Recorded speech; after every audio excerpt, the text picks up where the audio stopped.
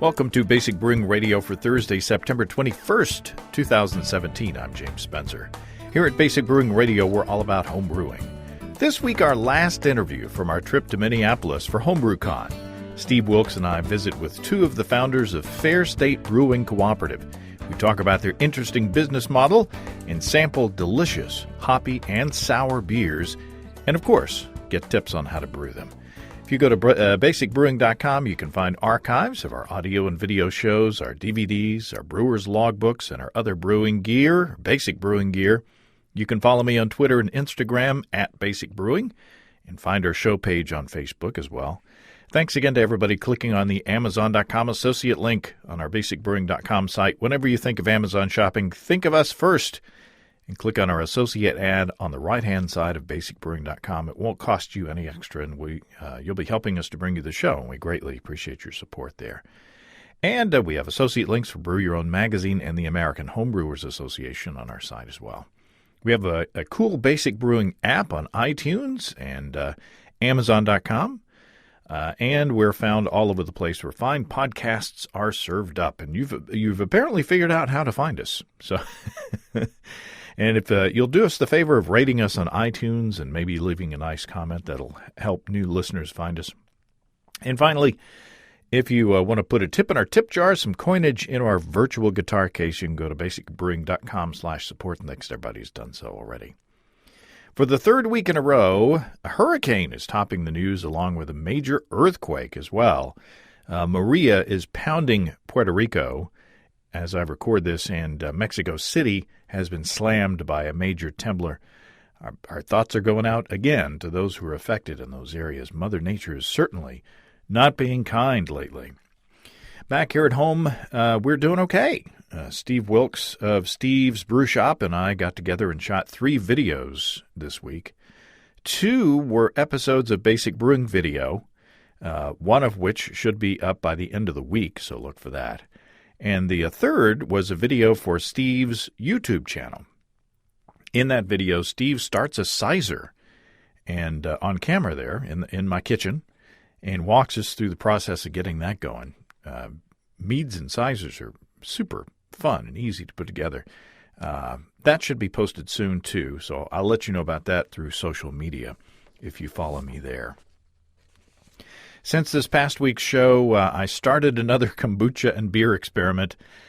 This time, I combined finished kombucha with beer wort to mimic the effects of kettle souring. So, but I'm not sure how it's going to turn out because I was having problems with my pH meter. I couldn't get it calibrated. I think I was using old calibration fluid or something. I don't know what was going on. So I think I got the wort too sour for the beer yeast. So stay tuned for more info on that. I have high hopes for that. Maybe a quick shortcut into into kettle souring, which is already a shortcut for sour beers. Let's take a quick look into the mailbag. Mark from Bellevue, Washington writes, "Enjoyed the recent Sessions podcast." Thanks, Mark. That was a conversation with Jennifer Talley, who has written a book on brewing session beers. Mark says, "One thing overlooked in the discussion was that of yeast. To wit, using a low attenuation yeast, such as O2, can bring down the alcohol content 10 to 20%. For example, instead of using Nottingham, use O2, and that will bring down the ABV around 20%. It's a good trick if you're a brewer that's trying to do lower alcohol beers." Appreciate that, Mark. And Mark says, "Not sure where you stand on the debate, but I think drawing a line in the sand at 5% maximum alcohol meets a session beer requirement is a load of bull." Mark says, I'm brewing for great-tasting, lower alcohol beers.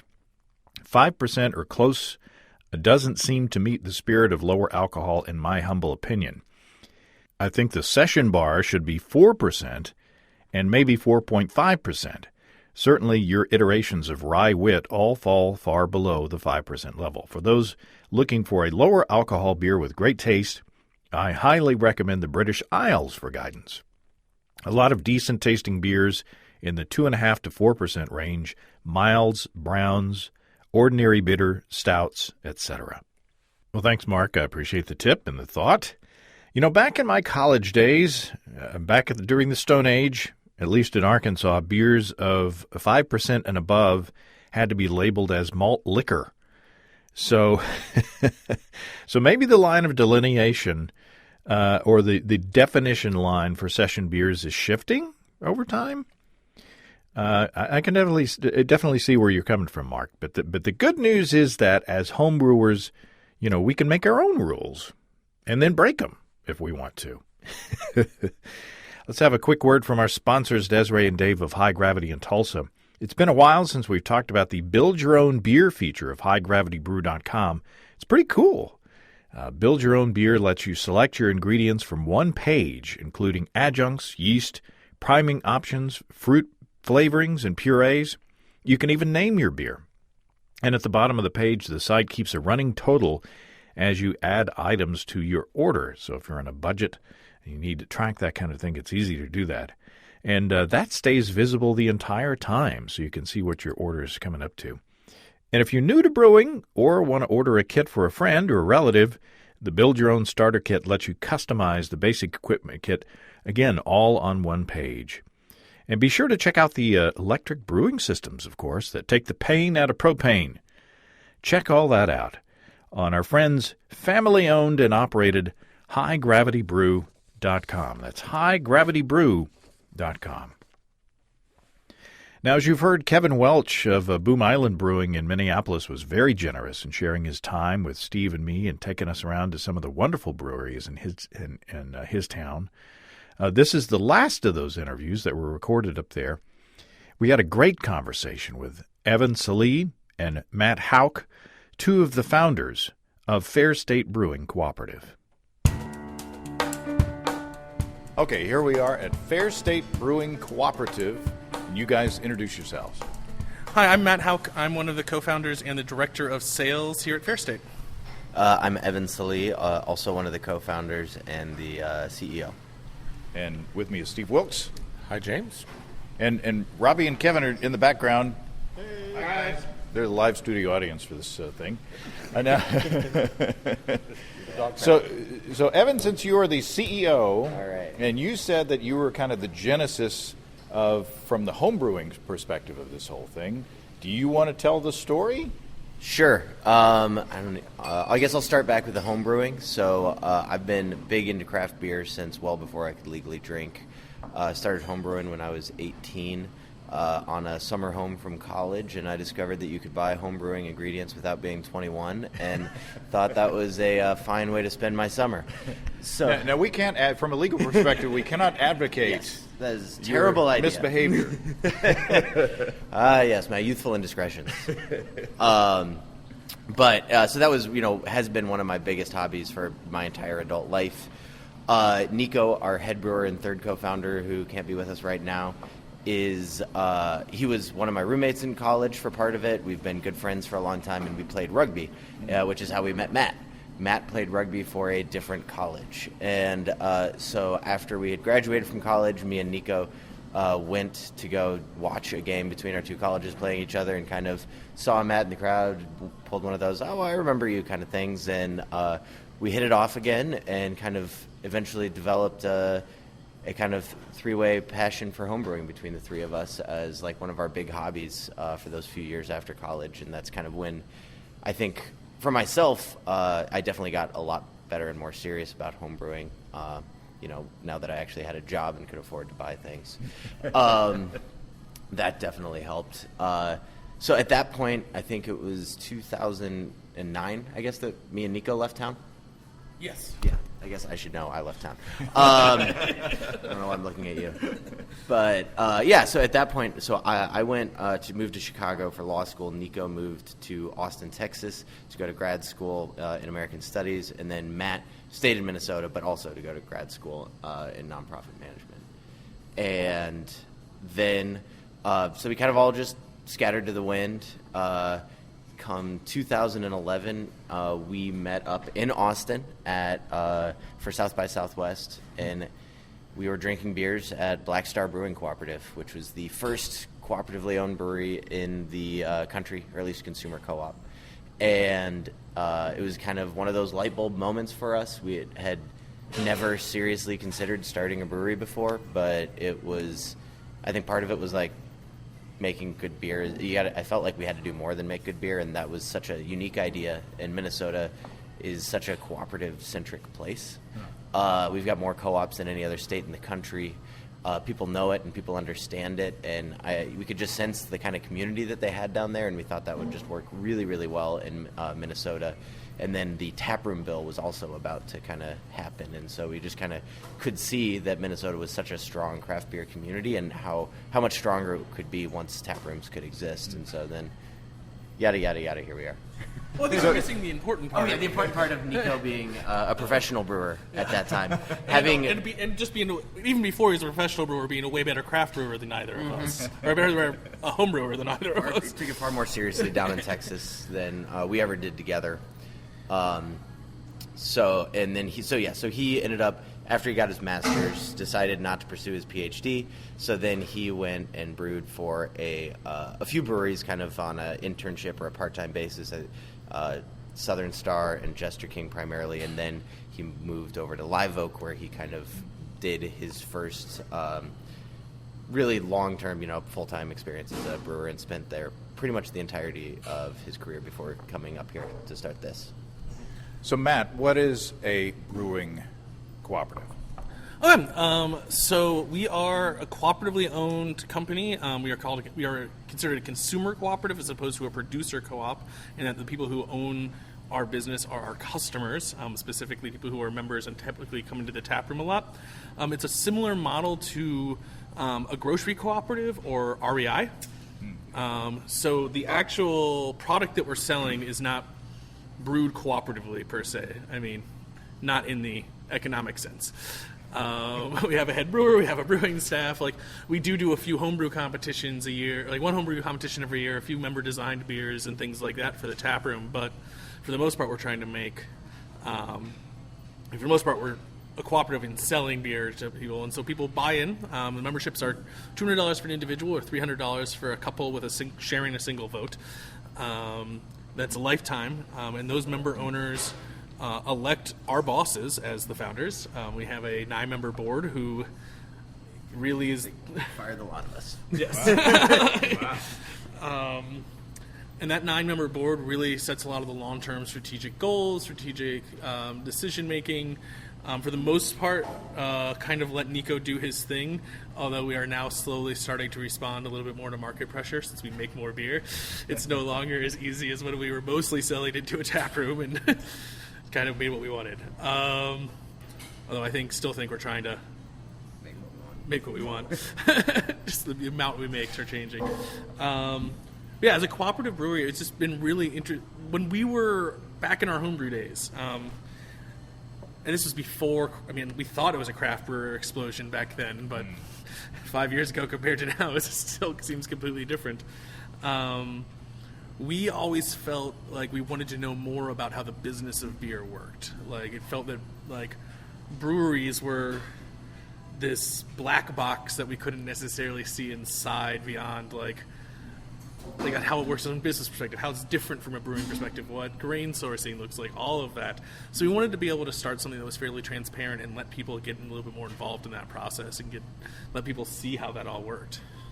So in a way, do you get to use this structure to bring in people with more expertise in different areas of, say, marketing and sales and, all the structures of business? Well, yes and no. So as Matt said, our members are essentially just consumers here. It's the people that come into the tap room, and they kind of have the freedom to make almost as much or as little of it as they would like. We have well over 1,000 members, and the vast majority of them prefer to spend their time coming here and drinking beer and kind of being a part of the community without being, really, really deeply invested. But we do, try to provide as many opportunities for people to become engaged and just help out where they can. But that said, we try really hard to have a professional staff in every respect. I think it's really crucial if you're going to be able to make really good product, if you're going to be able to do a good job overall, that there has to be like that consistency and that commitment that you can kind of only have if that's your job. I think it's also really important that, like, because our members are our consumers, we have to provide them with a fundamentally quality and consistent product, and that's like our primary goal, because they are the people that drink the beer own the beer, and that, you know, that's what they need. I mean, I do think one thing the board structure certainly lets us bring in some outside expertise and have a lot of people like.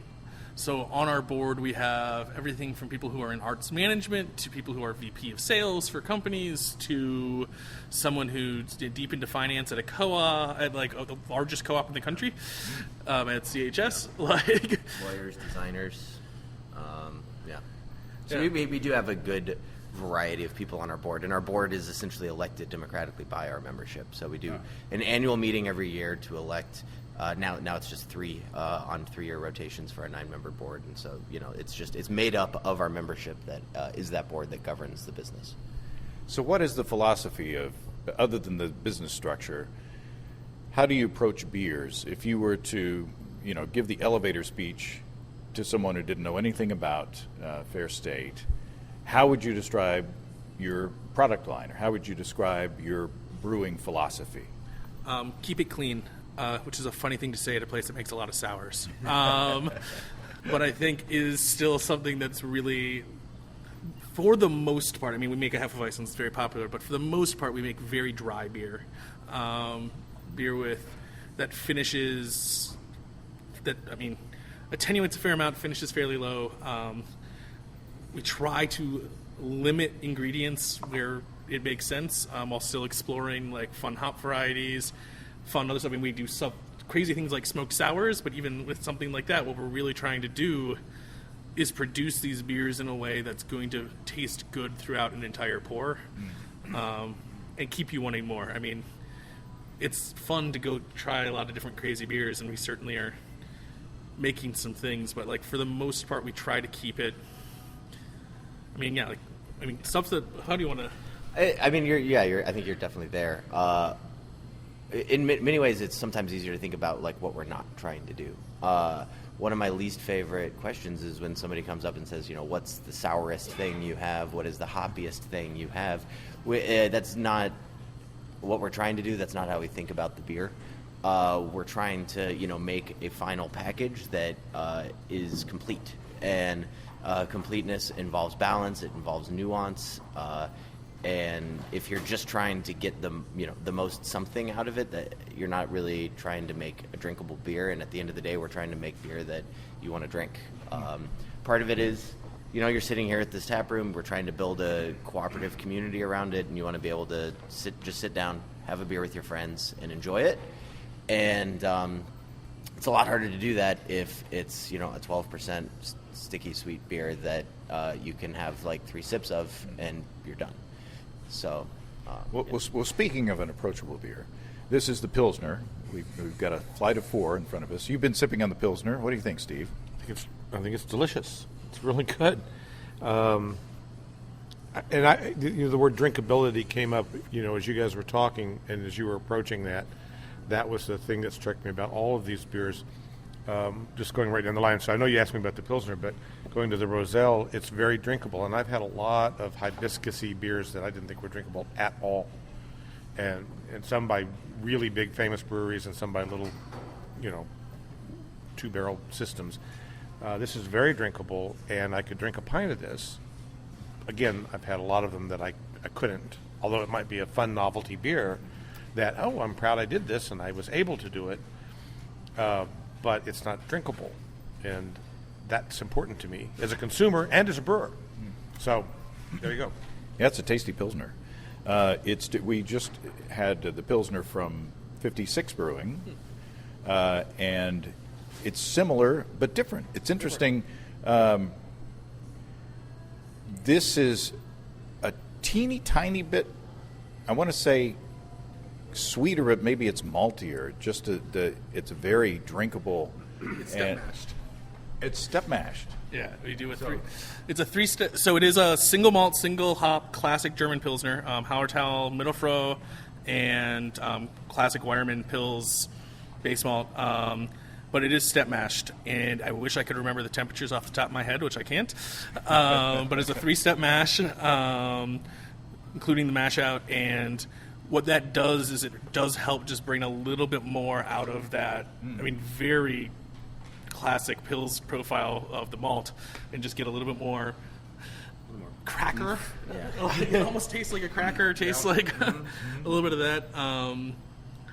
And it balances out really because it has a rather large bittering addition. It is a 40 it's a 40 IBU, 4.8% Pils. So it's not we're not messing around on the hop end, but it balances out really well. And we were definitely going for that very classic German Pils profile.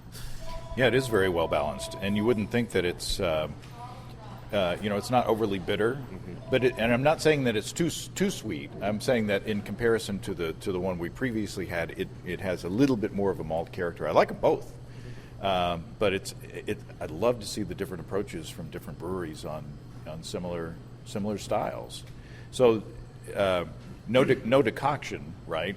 But a step mash. Yeah. Yes. Yeah, that's correct. No decoction, right? At least at our original brewery, we were not set up to be able to do decoctions. So at the new one, maybe we'll try a new Pils with some decoction, but not yet. Yeah. For a beer we make as often as we make that one, the 3-step mash is already a fair amount of work before we throw the decoction in. Yeah, time-consuming and energy-consuming when you're at a larger scale. Talk about your brew house. What have you got going on in the back? Here at the original tap room, we've got a 7.5 barrel system from Creveller.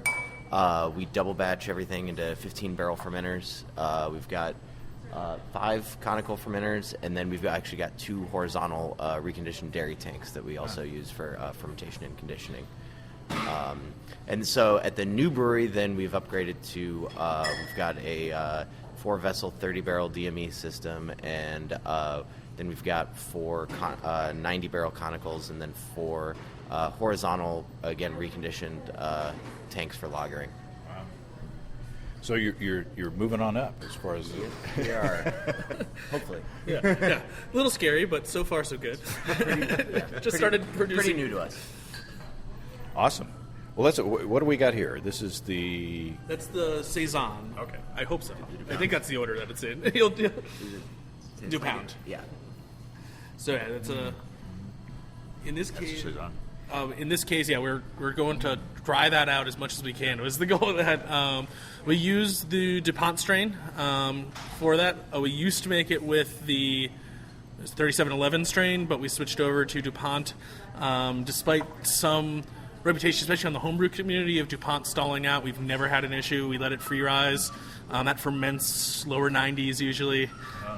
And it pounds through. Like, it is a quick ferment. We really like what the DuPont strain does with it. It does dry it out really well, brings out some nice esters, a little bit of spice, a little bit less of the bubble gum that you get from some of the other ends. And then kind of inspired by both things we want to do and some of the things happening with farmhouse beers elsewhere around the country, we really wanted to play around with American hops in it. And that Centennial hop profile with the citrus we thought was just a really nice pairing with everything else that's going on in that beer. So we call it DuPound, and it's kind of our play on DuPont with a little bit more of an American attitude, and really made as a beer for drinking. It's 5%, 25 IBU, very approachable, but has a ton of flavor. And love that beer. Wish more people would drink it. But that's the problem with Saisons right now in Minneapolis. What do you mean? Is there a are they prejudiced against Saison for some reason, or is it just not trending yet? Or it's not an IPA. Oh, okay, all right, I get it. Call it that. So It's a Saison IPA. Farmhouse IPA. We did call it a farmhouse IPA when we first made it, and no one believed us. So we decided to just be more honest about it and wait for everyone else. And luckily, there's a few other breweries making great Saisons. I mean, you guys are hanging out with Boom Island all day, who makes an amazing year-round Saison. So there's a few of us trying, and I think the market will eventually come around. It certainly has on the coasts, especially on the East Coast now, where you walk into these breweries and, like, they're complaining to me when I was just in Brooklyn last week. I was like, yeah, like our IPA sells the most part. Like the Saison just doesn't do that well. It only sells like 2/3 of what our IPA does. And I'm like, oh, sounds like a good problem to have. Yeah. What do you think of the Saison? It's delicious. Again, I'm using that word a lot. I mostly get a dry black pepper nuance at the end, and it makes me want to get a steak. It's like this would be great with a good T-bone or something, you know. So yeah, and it's very dry, it's very drinkable, but that black pepper note really comes out at me. Do you get, and there's no spice in it, right? No. Do you get a coriander character? There's a joke in there somewhere, but I'm not going there. Yeah, a little bit, sure. I mean, maybe you suggested it, but yeah, I get a little coriander. Or actually, I would say cilantro rather than coriander. I get a little cilantro. Well, if you're English, you'd say, you say coriander's both. Well, I know, but I'm just saying cilantro is the leaf usually, Right, exactly. and coriander is Right. the seed. Right. I get a little bit more of the leaf flavor, Interesting. but it's not vegetal. Right. But there's a little bit of that, yeah. I think it's great. I think it's very drinkable.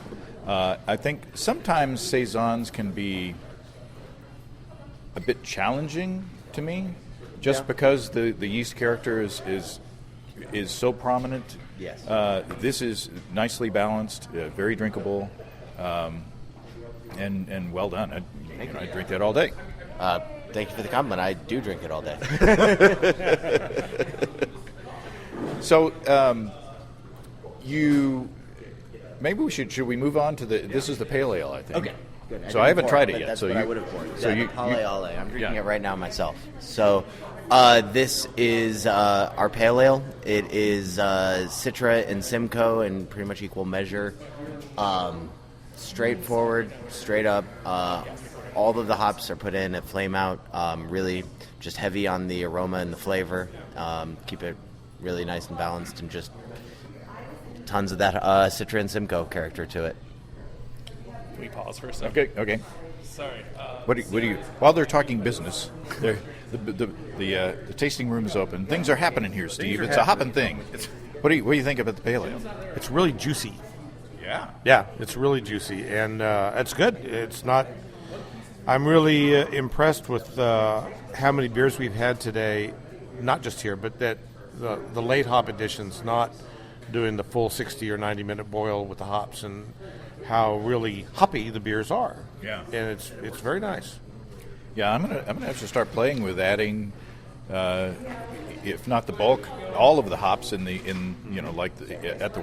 whirlpool or the late hop. So Evan, this is are all of the hops in that late stage and none at traditional bittering? That's correct. Yeah. So we put in a ton of hops, and so we find that it's essentially enough to give you that bittering character to balance it out.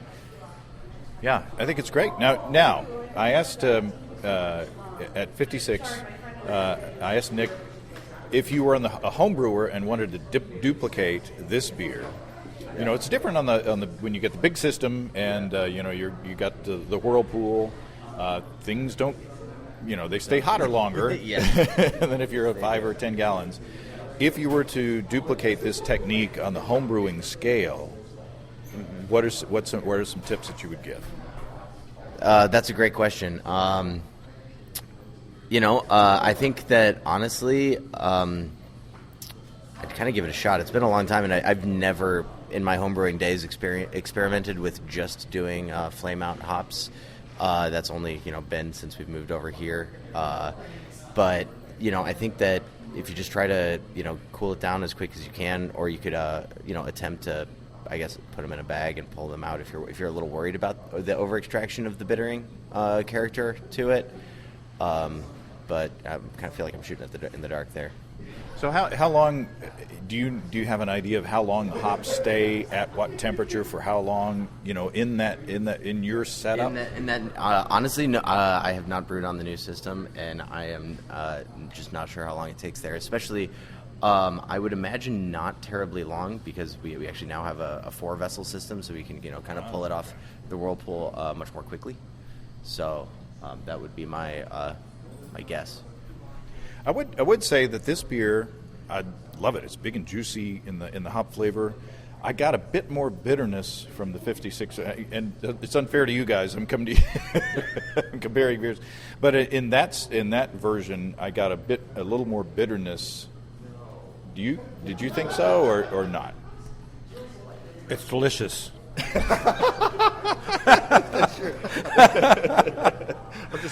Actually, my palate's too confused. I don't remember. This one I think is juicier. It's more. I think so. Yeah. And so I don't want to say it's fresher tasting. That's not really what I mean. But it's just got that kind of juicy. I love it. Well, I'm articulate. And again, I like both of them. Yeah. But it's interesting again how the approach.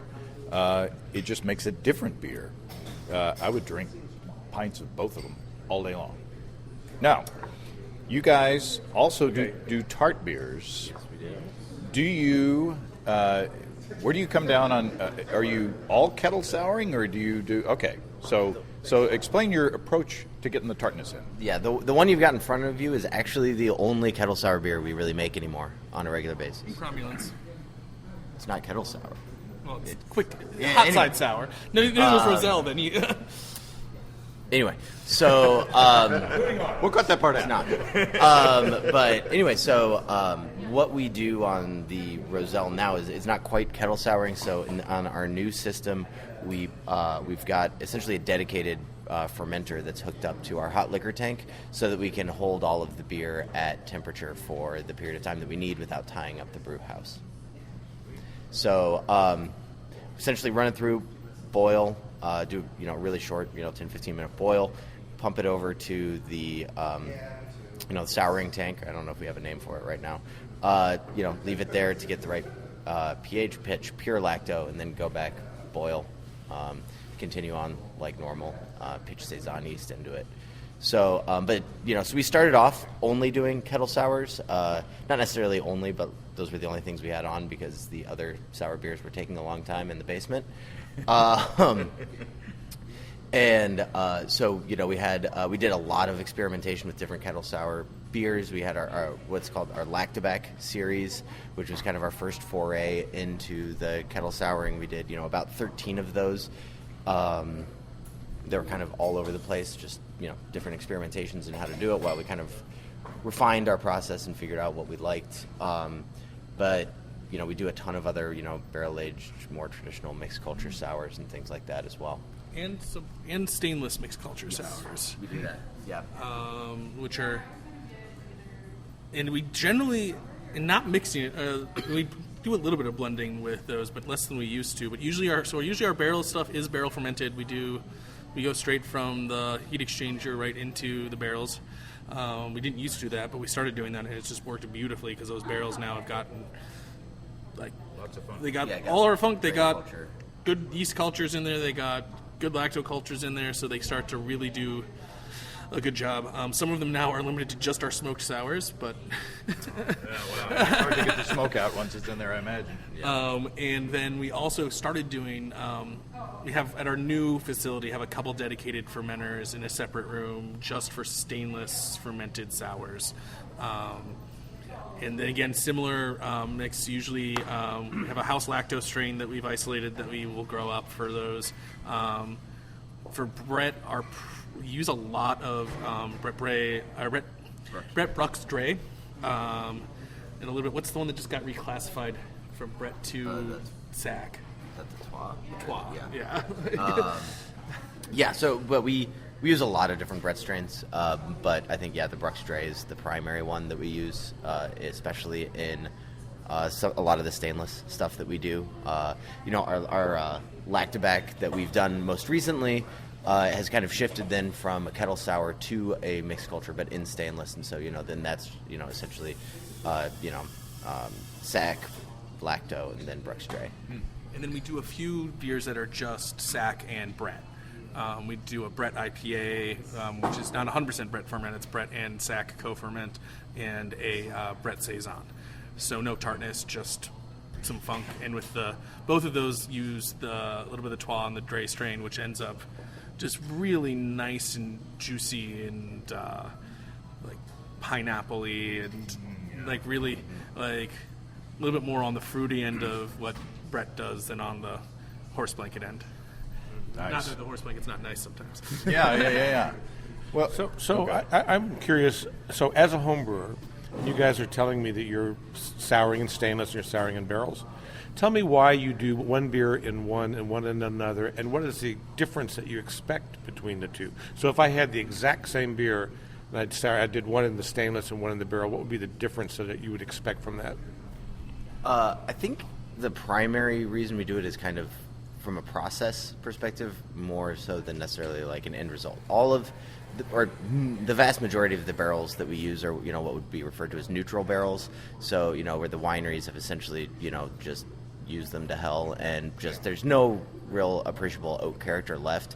And we'll certainly get, maybe a little bit of the wine character on the first use, but once we're past that, they're relatively neutral. But they're really good at, absorbing the cultures and kind of everything good and bad that can happen from there. And so, you'll get barrels that behave differently in different ways, and it's really difficult to predict.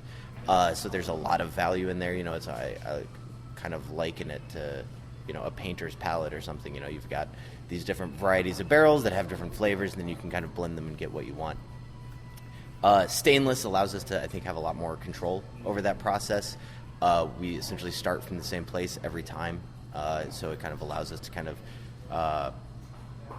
start with a more fully realized conception of what we're looking for, and then try to make it happen in that way. And then it also, allows us to dump out that stainless tank and do a completely different beer in it that has a completely different profile, and we don't have to worry about the fact that we've just ruined that tank by doing a different beer. Yeah, and out of the it's a little more repeatable out of the stainless. So we kind of figured out some recipes we really liked out of the barrels, and like some of the stuff, and it's really fun to do stuff out of barrels where every blend is going to be a little different, etc.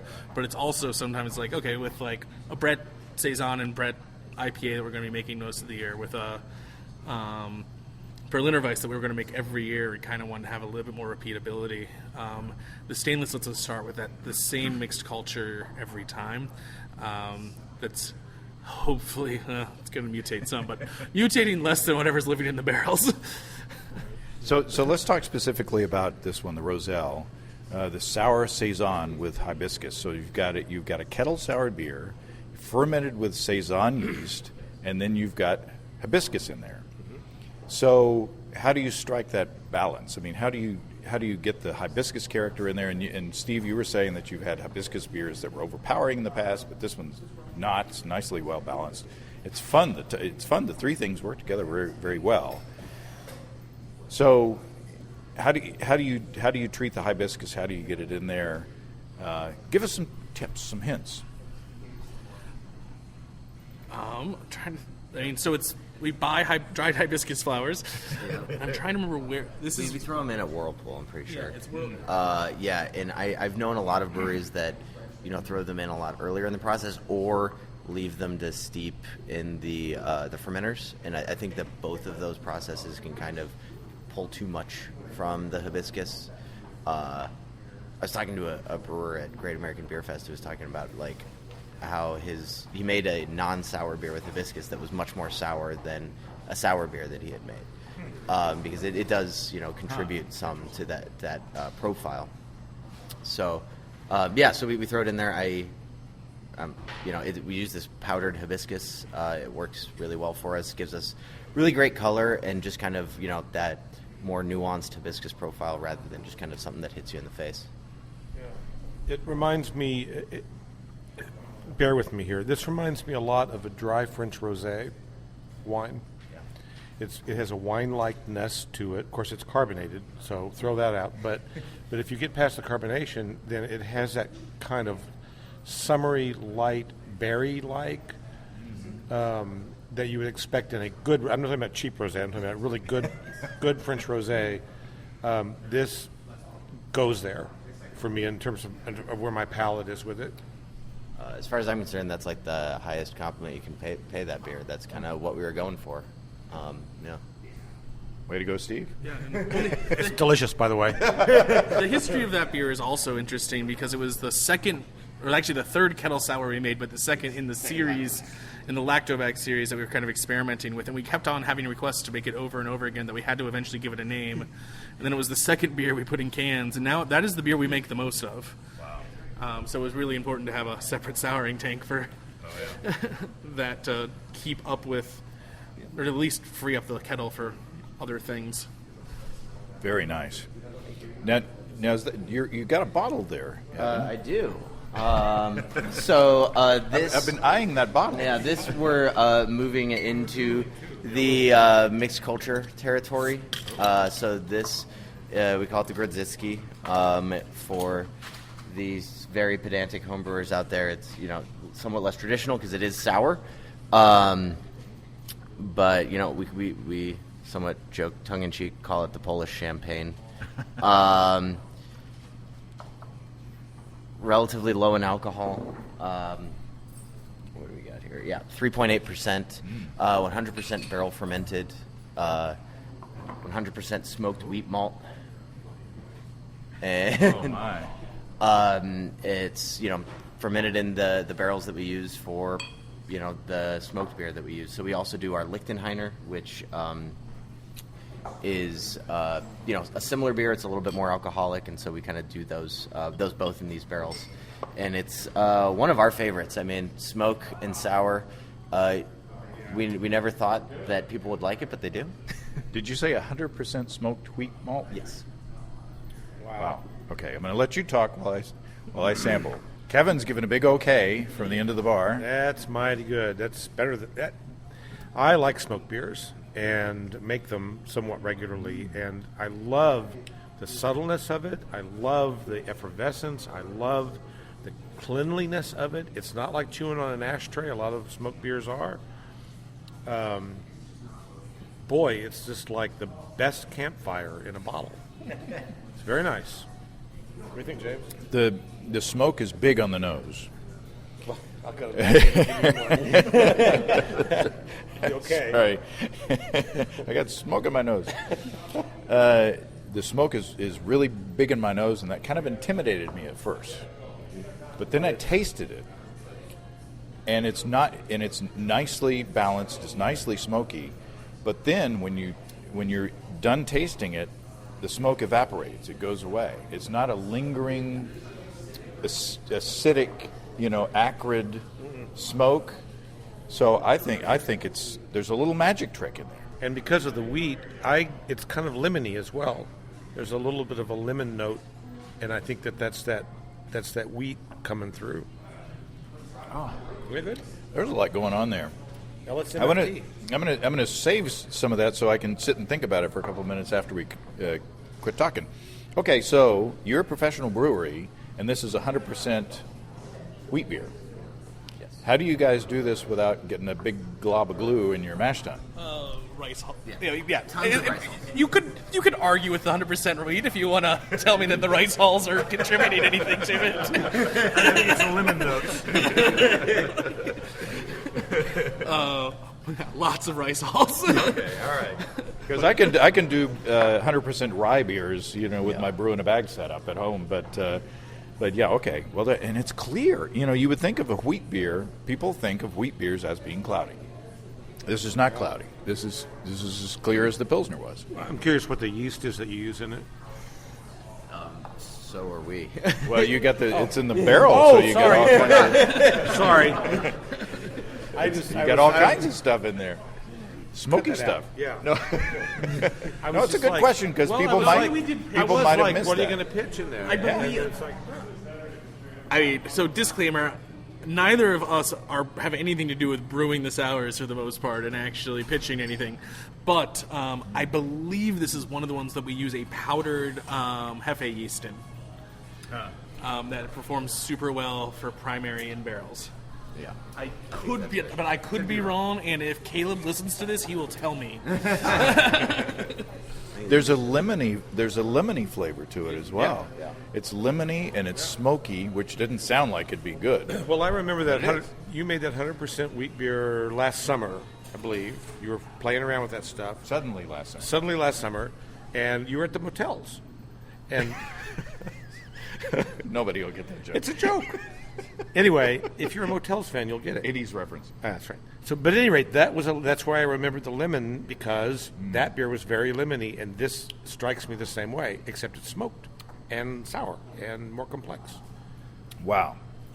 It's like a lemon pie kind of. The more I drink it, the more I'm thinking of like a lemon meringue pie kind of lemon character. Am I crazy? Yeah, but you're still right. Delicious. Man, that's awesome. And I would like to purchase a bottle of that, or maybe a couple, three to go. Make that happen. Yes, that's awesome.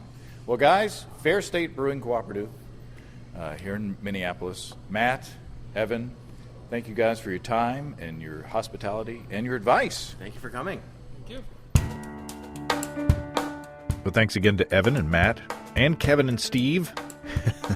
I did buy 2 bottles of the Grodzinski to take home. What a fun and complex beer. Everything was very tasty at Fair State, or as Steve would say, delicious. If you have brewing questions, show suggestions, or just want to say howdy, write to James at basicbrewing.com, or just fill out the contact form on basicbrewing.com. And please don't forget to tell us where you're from. Check out our support link where you can throw a couple of bucks into the tip jar by subscribing financially to our podcasts. Be sure to check out our DVDs, Extract Brewing and Partial Mashing, Stepping into All Grain, Low-Tech Lagering and Decoction Mashing, and Introduction to Wine Kits. You can find them all on our site. Get a free Basic Brewing bottle opener with any DVD combo. You can check out our Basic Brewing shirts in the store as well. You can find our log books where you can track and log up to 50 batches of beer. Check all of those out at basicbrewingshop.com. Thanks to everybody who's continued to click on our Amazon.com link. We appreciate the support there. Our featured products this week that are purchased through the link are KitchenAid Spiralizer Plus Attachment with peel, core, and slice, and Intermediate Steering Shaft Universal U-Rag Joint Coupler Lower for 2008 through 2012 Ford Escape Mazda Tribute Mercury Mariner. It's a very specific item. Thanks again, everybody, and remember, I can't tell who bought what, so no worries there. Just click on the Amazon.com logo on our site the next time you feel like Amazon shopping. We greatly appreciate your support. Don't forget you can also join the American Homebrewers Association and subscribe to Brew Your Own magazine through the associate links at basicbrewing.com. It's all until next time. Until then, thanks for listening, everybody. I'm James Spencer. Production help for Basic Brewing Radio and our website is provided by Kelly Dotson. Basic Brewing Radio is a production of Active Voicing. We'll talk to you next time, everybody. So long. Whew.